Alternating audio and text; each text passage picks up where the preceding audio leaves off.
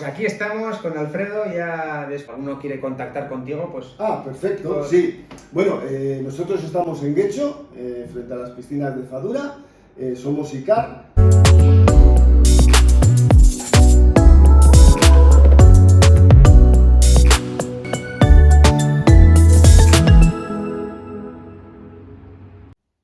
Bienvenidas y bienvenidos a este anteúltimo capítulo de la camperización de Urkiola Motor.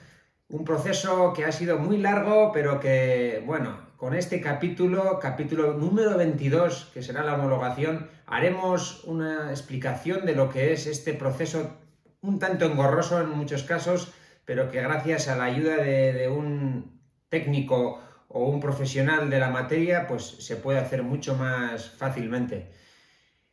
Rebobinando hasta los inicios de esta camperización de mi furgoneta, es muy importante en la primera fase, una vez que sepamos qué diseño o qué elementos queremos incluir en esa camperización, ponernos en contacto con el técnico, con el homologador, y que él nos dé primero una visión general de lo que él opina, qué cosas podemos hacer y qué otras no se podrán hacer, sobre todo en el tema del peso.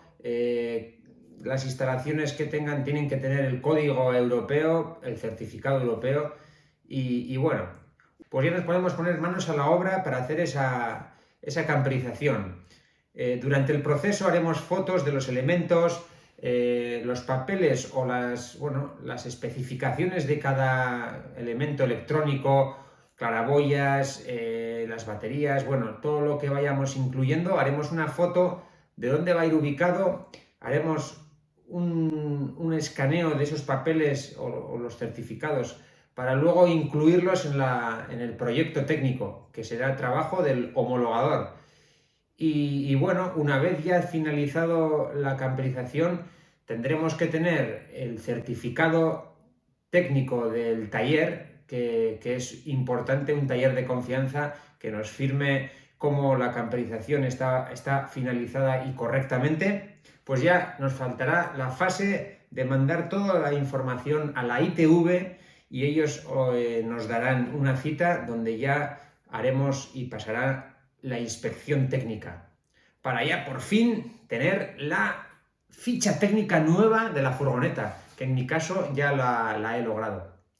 Pero bueno, en este capítulo voy a tener la suerte de estar con Alfredo, mi homologador personal, y hacerle unas preguntas. Bueno, pero antes quisiera explicaros un poco todos esos gastos que me han supuesto, ¿no?, esta camperización. El gasto de esta camperización o de cualquier otra va en función de la calidad y de las comodidades que queremos tener, ¿no? En mi caso, calentador de agua, sistema solar, calefacción estacionaria, muchísimos elementos que al final encarecen, pues bueno, la camperización. Pero bueno, es en función de esas comodidades y todos los elementos que queremos incluir el precio. Y en ese precio de la homologación influirá también esto, ¿no? Es cuestión de valorar tus necesidades, el dinero y presupuesto que dispongas. Al final, hacerlo uno por tus propias manos te estás ahorrando un dinero bastante grande de lo que sería mandarlo camperizar. Pero bueno, el proceso es largo y tedioso. Y elegir los materiales más ligeros posibles, porque hay un límite o una masa máxima autorizada para poder agregarle a la furgoneta. Entonces, bueno, repartir esos pesos es importante para poder pasar luego la ITV y no tener problemas. Ahora sí, pasamos con Alfredo. Alfredo García González es de Algorta, de Guecho, y es ingeniero técnico industrial con el número de colegiado 6163. Y bueno, él se especializó en las homologaciones y reformas, y su empresa es ICAR Homologaciones y Reformas Guecho. Bueno, pues aquí estamos con Alfredo, ya después de todo este proceso, como decía, largo y tedioso, pero que gracias a él hemos podido llevar a cabo. Y bueno, pues ongi etorri a mi choco aquí taller. Sí, tienes aquí un sitio estupendo. Sí. Se está de maravilla. Y nada, la primera pregunta que te quiero hacer es, ¿de dónde te viene esa afición y cómo llegaste a especializarte en tema de homologaciones y reformas? empezaste a pensar que podías vivir de ello, que te gustaba este mundo? Bueno, pues esto me viene porque cuando yo tenía 15, 16 años o así, trabajé 2 años donde José Ángel Mendívil, en un taller, Ah, para aprender mecánica de motos y tal. Y entonces me regalaron un montón de cajas de piezas de motos. ¿han Era pasado ya cuántos años? No se puede ni decir. 45. Fíjate. Pero bueno, eso es Sí, de pasión desde pequeño ya. eso es. Y entonces, pues había ahí un montón de piezas, pues varios cilindros, varios pistones, discos de embrague, muchas cosas. De tal forma que mi reto era montar la moto. Y efectivamente la conseguí montar todo un verano y tal, pum pum, y la conseguí. Eran unas anglas con sidecar. Y, y entonces, cuando ya estaba montada, me dice mi padre, oye, ¿y ahora qué hacemos con la moto? Y digo yo, pues ¿qué vamos a hacer? Pues andar. Y me dice, no, no, hay que ponerle una matrícula. Ah, claro, claro. ¿No tendría igual los papeles en Nada, regla nada, o...? no tenía papeles de nada. Joder. Y entonces digo, pues vale, pues hacemos una chapa y le ponemos, claro, pero ¿y qué números le ponemos? Y ahí me di cuenta que hay un proceso administrativo, una licencia Claro. administrativa, vamos a decir, que te tienen que dar. Y que en esos años no era tan estricto como ahora, No, ¿no? no, para Pero nada. casi- No existía ni ITV en aquellos años. Buah. Entonces tuve que ir a tráfico, enterarme del proceso y conseguir de Motos Tito, que era el representante en Bilbao, le tuve que llevar la moto y él hizo un certificado de cómo esa moto era unas anglas, modelo Joder. tal, con sus piezas. Con Una sus moto cosas. clásica. Eso es, sí.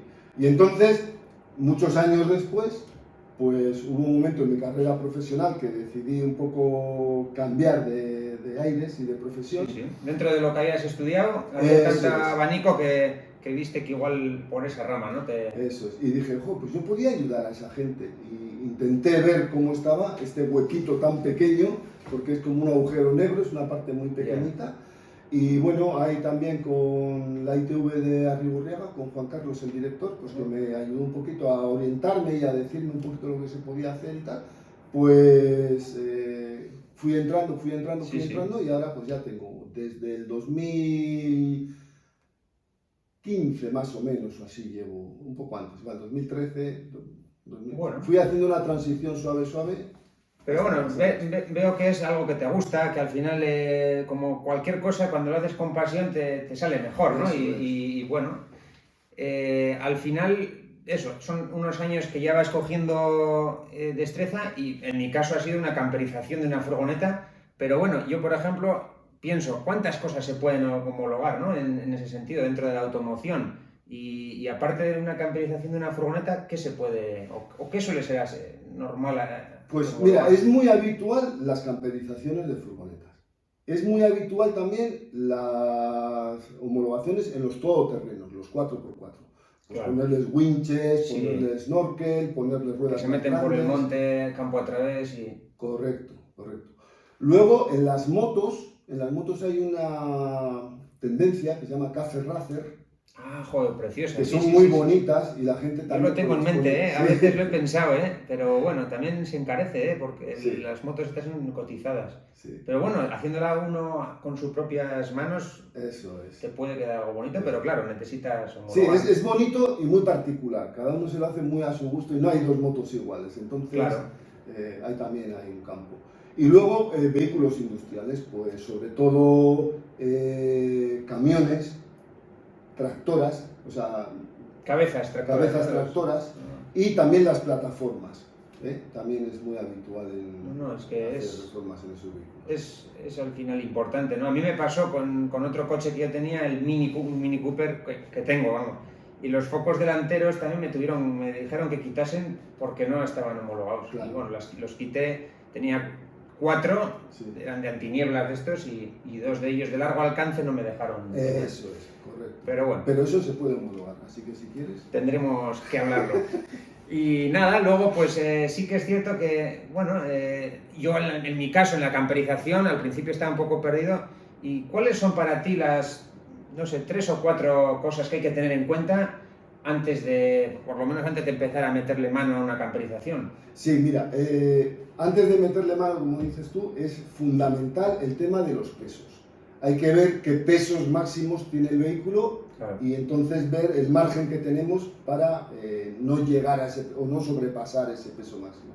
Ese peso máximo es el total del vehículo, pero tiene unas limitaciones también, es decir, ni el eje anterior ni el eje posterior se pueden sobrepasar.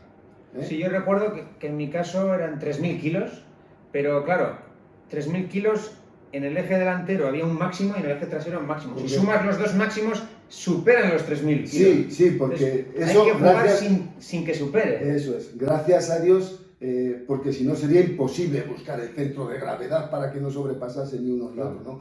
Entonces, en la tarjeta de inspección técnica del vehículo, cuando miréis el peso máximo del eje delantero y el peso máximo del eje trasero, si lo sumáis, es más que el peso máximo del vehículo, ¿eh? Gracias a Dios. Claro, en mi caso, recuerdo que el eje delantero tenía poco margen, porque claro, lleva el depósito de combustible, el motor, y tiene un peso brutal, ¿no? Y tenía ahí un margen, no sé si eran 200, 150 kilos, no más. Entonces, ¿qué hice con mi depósito? Ponerlo atrás para que el peso del agua, como son 84 litros, los puse detrás y así compensaba. Eso es algo que es sí o sí, es decir, ahí no podemos pasarnos porque nos cargamos el proyecto, ¿eh? O sea que es para mí lo más importante. Y segunda cosa importante, todo aparato eléctrico que pongáis en la furgoneta tiene que tener el marcado CE, CE de Europa, ¿eh? No China Sport, que es muy parecido y a veces nos lleva a engaños.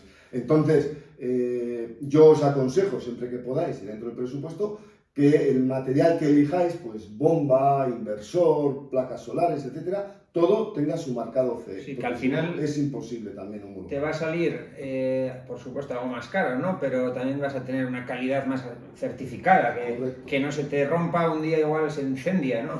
Sí. Lo que decíamos de las calefacciones estacionarias también, que bueno, hay muy baratitas de China, pero claro, vamos a ver lo que pasa, ¿no? Igual estás en Noruega y se te apaga. Exacto. Y te quedas helado ahí. No, pero es que además no serían homologables, ¿eh? O sea, si no tenemos el marcado CE, olvidaros que no hay posibilidad. Vale, y luego otra pregunta que tendría, pues es el proyecto de homologación, ¿en qué consiste, no? Al final no es solamente un papel en sí, o sea, tienes una serie de cosas que ir tramitando, que ir formulando y preparando para luego, bueno, ¿cómo sería todo ese proceso? Sí, correcto. Lo que vulgarmente conocemos como proyecto son varios documentos, en concreto 4.